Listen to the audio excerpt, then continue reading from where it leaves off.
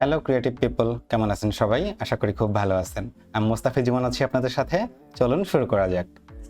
আজকের ভিডিও টপিকটি হচ্ছে এসএমটিপি কি, কেন এটি আমাদের ওয়েবসাইটের জন্য খুবই জরুরি এবং কিভাবে আপনি গুগল কনসোল ব্যবহার করে ম্যানুয়ালি আপনার ওয়ার্ডপ্রেস ওয়েবসাইটের এসএমটিপি সেট আপ করবেন, একদম step by step.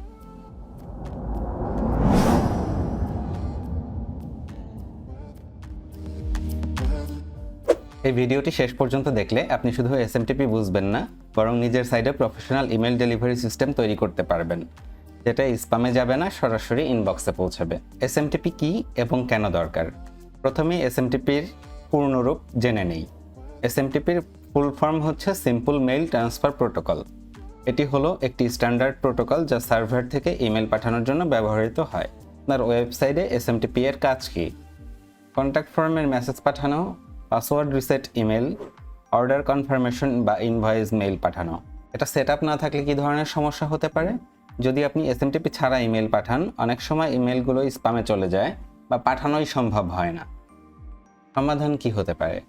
SMTP set up করলে আপনার ওয়েবসাইট জিমেল অথবা অন্য কোনো ইমেল সার্ভারের মাধ্যমে অথেন্টিকেটেডভাবে মেইল পাঠাবে, যার ফলে ডেলিভারি রেট বেড়ে যাবে এবং স্প্যামে যাওয়ার ঝুঁকি কমে যাবে। তো এটি আমরা কিভাবে করব? আজকের এই ভিডিও জুড়ে এই বিষয়গুলো নিয়েই আমরা আলোচনা করব। তো চলুন কথা না বাড়িয়ে শুরু করা যাক। এখনও যারা আমার চ্যানেলটিতে সাবস্ক্রাইব করেননি, অবশ্যই চ্যানেলটি সাবস্ক্রাইব করে রাখবেন। ভিডিওটি ভালো লাগলে অবশ্যই একটি লাইক করতে ভুলবেন না। চলে যাব ড্যাশবোর্ডে গিয়ে আমি এখানে প্লাগইন সেকশনে আসবো, অ্যাড প্লাগইন, সার্চ করব এসএমটিপি। প্রথম যে প্লাগইনটি এসেছে এটি আমাদের কাঙ্ক্ষিত প্লাগইন। ইনস্টল নাও।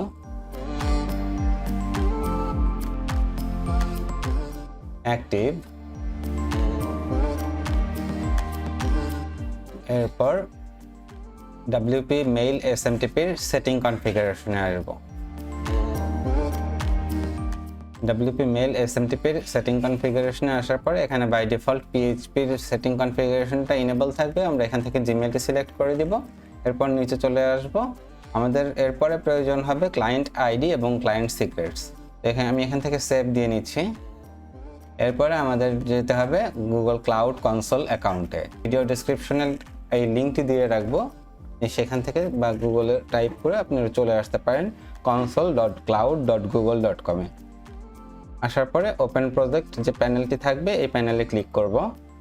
এখান থেকে নিউ প্রজেক্ট, এখানে প্রজেক্ট নেম চাচ্ছে, আপনারা যে কোনো একটি নাম দিতে পারেন অথবা আপনার যে ওয়েবসাইটের নামটি আছে সাইট টাইটেল, সেই সাইট টাইটেলটি আপনারা দিতে পারেন। আমি এখানে সাইট টাইটেলটি দিয়ে দিলাম। লোকেশনে এখানে কোনো কিছু করার প্রয়োজন নেই, ক্রিয়েট বাটনে ক্লিক করব। এখানে দেখতে পাচ্ছেন ক্রিয়েট প্রজেক্ট তৈরি হচ্ছে। এখানে তৈরি হওয়ার পরে আমি সিলেক্ট বাটনে ক্লিক করব। আমার প্রজেক্টটি সিলেক্ট হয়েছে। আমি এখন এই 3 ডট মেনু যেটি আছে এখান থেকে নেভিগেশন করে এপিআই এন্ড সার্ভিসেস এখানে চলে আসব। Enable API and services.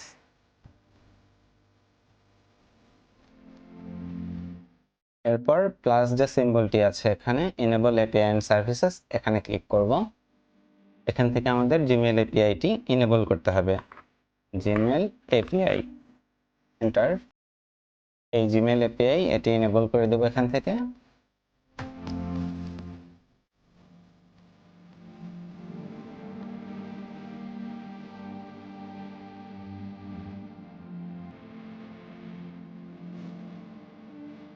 আমাদের জিমেল এপিআইটি অলরেডি ইনেবল হয়ে গিয়েছে। এখন আমরা অথর কনসেপ্ট স্ক্রিন এখানে চলে আসব। এরপর গেট স্টার্ট। এখানে আমাদের অ্যাপ্লিকেশন নেম দিতে বলছে।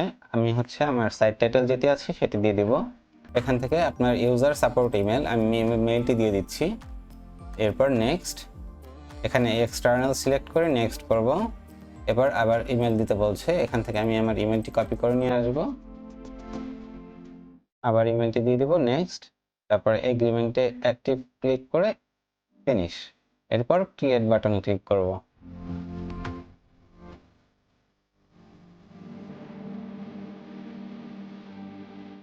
এরপর ক্রিয়েট অথেন্টিক ক্লায়েন্ট এখানে ক্লিক করব। অ্যাপ্লিকেশন টাইপ ওয়েব অ্যাপ্লিকেশন, নেমের জায়গায় আমি আবারও হচ্ছে আমার যে সাইট টাইটেলটি আছে সেটি দিয়ে দিব, অথরাইজড রিডাইরেক্ট ইউআরএল। ড্যাশবোর্ডে চলে যাব, নিচের দিকে স্ক্রল করে আসলে অথরাইজড রিডাইরেক্ট ইউআরএল যেটি আছে আমি এখান থেকে ক্লিক করে কপি করে নেব। এরপর অথরাইজড রিডাইরেক্ট ইউআরএল এর এখানে আমি আমার কাঙ্ক্ষিত লিঙ্কটি পেস্ট করে ক্রিয়েট বাটনে ক্লিক করব।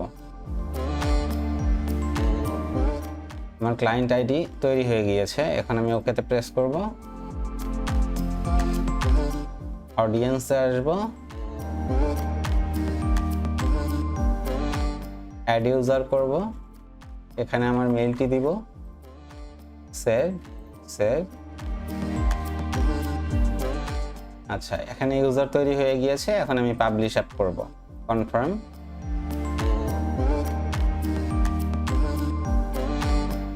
আমার অ্যাপটি পাবলিশ হয়ে গিয়েছে, এখন আমি আবার ক্লায়েন্টে আসব, পেন আইকনে ক্লিক করব, এখান থেকে আমরা ক্লায়েন্ট আইডিটি কপি করে নেব।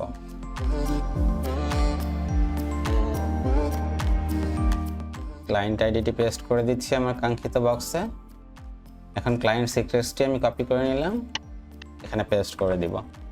এরপর সেভ সেটিংস। এরপর আরেকটি কাজ বাকি আছে, সেটি হচ্ছে অথেন্টিকেশন করা। এরপর নিচে অথরাইজেশন যে বাটনটি দেখতে পাচ্ছেন আপনারা, hello plugin to send email using your Google account, এখানে ক্লিক করব।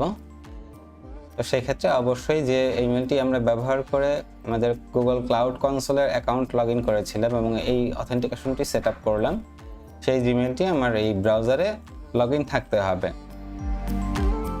এরপর এই রকম একটি ইরর দেখাবে, ভয় পাওয়ার কিছু নেই, এখান থেকে অ্যাডভান্স বাটনে ক্লিক করবেন।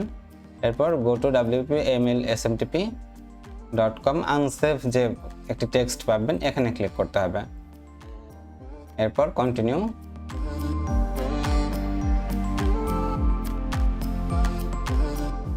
হয়ে গিয়েছে আমাদের সম্পূর্ণ সেটআপটি কানেক্টেড অ্যাজ ইমেল দেখতে পাচ্ছেন।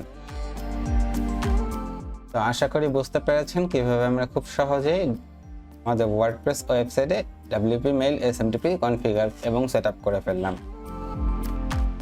তো এখন যদি আমরা আমাদের কন্ট্যাক্ট ফর্মে চলে আসি এবং এরপর থেকে আমরা যদি কোনো কন্ট্যাক্ট ফর্মের ডেটা সেভ করে সেটা সেন্ড করি, সেই ডেটাগুলো আমাদের স্প্যাম ফোল্ডারে না গিয়ে আমাদের সরাসরি ইমেইলের ইনবক্সে চলে যাবে। তো আশা করি বুঝতে পেরেছেন। কোনো সমস্যা হলে অবশ্যই আমাদের কমেন্ট করে জানাতে পারেন। এছাড়া নতুন কোন বিষয়টি নিয়ে আপনারা ভিডিও দেখতে আগ্রহী অবশ্যই জানাতে ভুলবেন না। ভালো থাকবেন সবাই, সুস্থ থাকবেন, আল্লাহ হাফেজ।